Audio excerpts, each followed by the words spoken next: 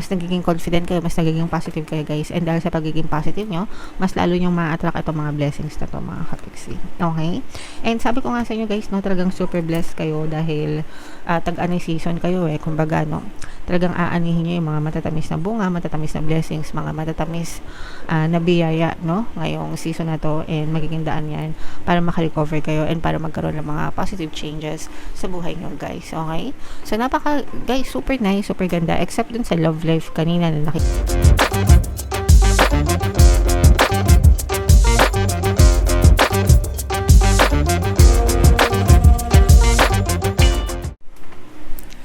Hello guys, hello Leo, welcome back to Pinoy Pixie Tarot. Ang pamagat ng episode natin for tonight is first half kapalaran para ngayong March 1 to 15 para sa Leo, Sun, Moon, Rising Sign, and Venus. Unahin natin tong deck na to guys. Tingnan natin yung mga paparating sa inyo or yung mga angel messages nyo, mga kapigsi. Wow, so meron tayong sweet dreams, meron tayong evidence, at saka third wheel mga kapigsi. Kung ano lang yung feeling nyo makaresonate, take that message kasi iba-iba kayo ng messages, no? So, eto guys, ibig sabihin nito, komportable yung iba sa inyo, walang masyadong worries, walang masyadong stress sa buhay. Nakakatulog ng maayos, ibig sabihin kasi wala kayong masyadong problema guys. So, syempre gusto natin to, ganitong energy ang gusto natin para talagang nakakatulog tayo na mahimbing sa gabi, no? Yung walang masyadong problema. So, if you are resonating with this, then this message is for you. Sa iba naman guys, eto, this is more on third party pagdating sa relationship, no? Eto naman yung mga hindi nakakatulog ng maayos sa gabi. Kasi yung iba sa inyo, parang naghahanap kayo ng ebidensya na merong third party sa relationship, or pwedeng nakakita na kayo, nakahanap na kayo ng ebidensya, malinaw na ebidensya na may third party mga kapigsi. Okay? So, yeah, if naka-resonate kayo dito, syempre, kayo yung mga hindi masyadong nakakatulog sa gabi, hindi kayo nakakatulog ng maayos dahil sa mga ganitong klaseng problema sa relasyon guys. Okay? So, yeah. Although hindi naman siya mag-resonate sa lahat guys, but if you feel like it resonates with you, then that's for you. If ever na may third party sa relationship nyo guys, ang gusto nyo ma-fix yung relationship nyo, meron tayong mga subliminals na pwedeng makatulong sa inyo, yung paano mawala ang third party o kabit, paano mawala, para mawala ang balakid, pampaloyal, at saka para ikaw ang piliin. So, yung tatlong subliminals na yun guys, very effective siya for third party. At saka meron din akong video course guys, paano mawala ang third party at magkaroon ng harmonious na relationship. Okay? So, pwede nyo rin pakinggan yun. So, ito naman yung sa mga emosyon guys. Pwedeng nararamdaman nyo, pwedeng nararamdaman ng person mo, pwedeng nararamdaman nyo parehas guys.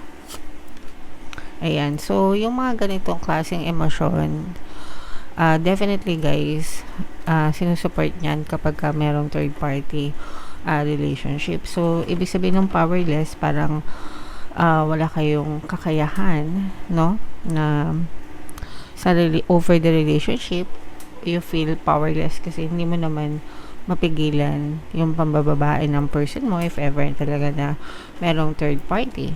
And yung iba sa inyo, pwedeng confused. Ibig sabihin, nalilito kayo kung ipaglalaban nyo ba yung relationship or mag-give up na kayo sa relationship dahil sa third party. And nandun din yung nagpapanik yung iba sa inyo if ever, kasi baka iwan kayo ng person nyo dahil sa third party.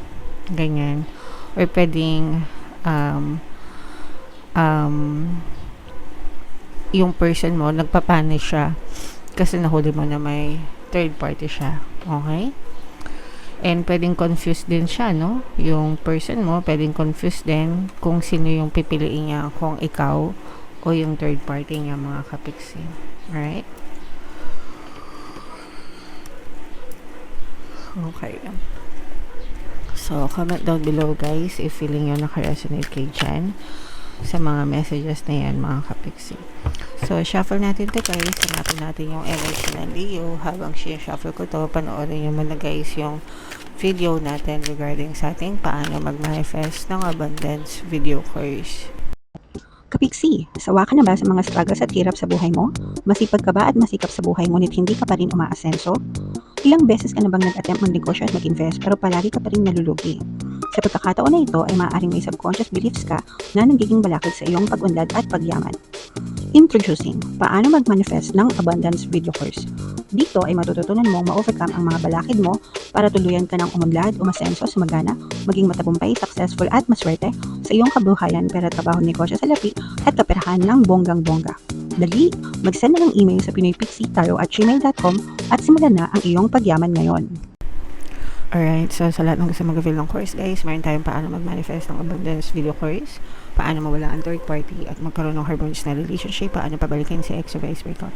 Sa mga interesado guys, mag-send lang kayo ng email sa pinoypixie@gmail.com.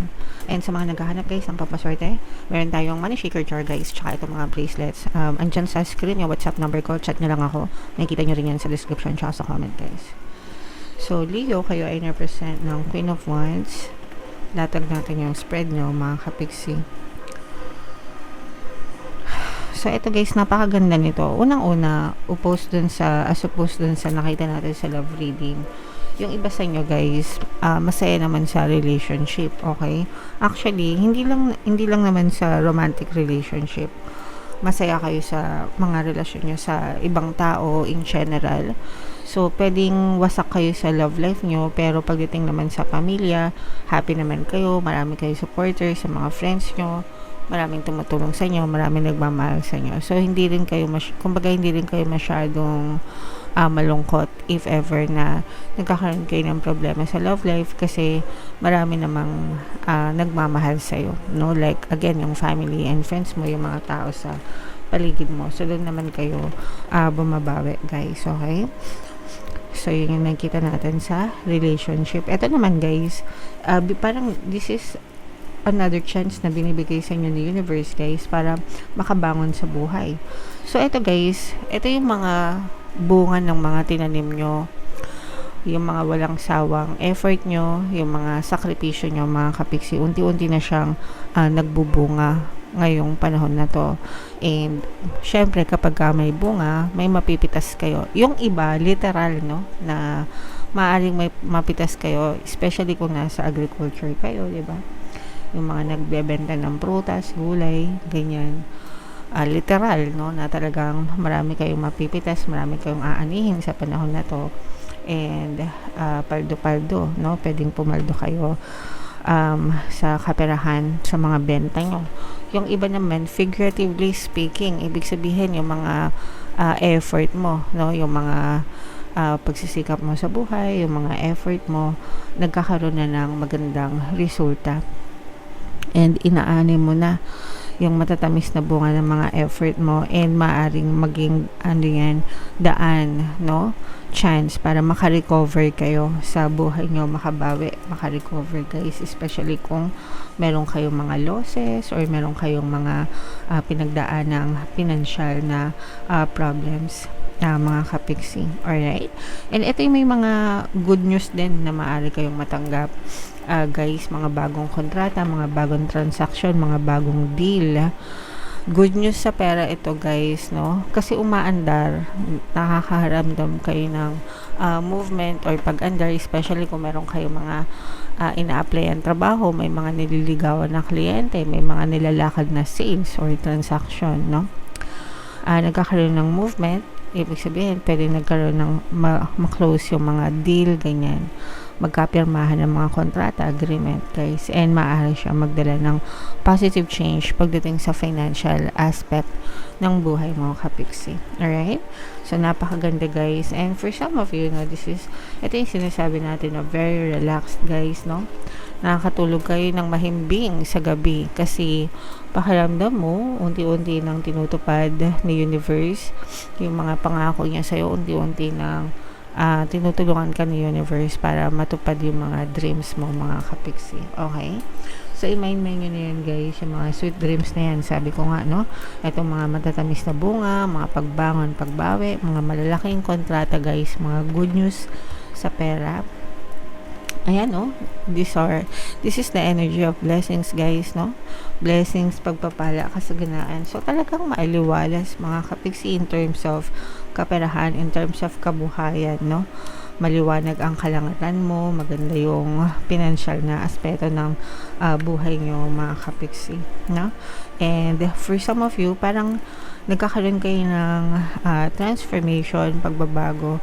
Kumbaga kung dati, matatakotin ka or masyado kang nega, palagi ka nagdududa, pinagdududahan mo yung sarili mo, parang ngayon, mas magiging confident kayo. Especially kapag may na-manifest kayo. Kasi kapag, if you're manifesting or when you're manifesting, tapos wala kayong nakikitang resulta, doon nanganganak yung mga duda. No? You doubt if your manifestations are true. Doon nagkakaroon ng duda, guys. But, kapag nakita na kayo ng mga resulta, doon naman nagbo-bloom yung confidence nyo. So, in your case, guys, since nakakita na kayo ng mga resulta ng mga minamanifest nyo, nag-gain kayo ng confidence, no? Mas nagiging confident kayo, mas nagiging positive kayo, guys. And dahil sa pagiging positive nyo, mas lalo nyo ma-attract itong mga blessings na to, mga kapiksi. Okay?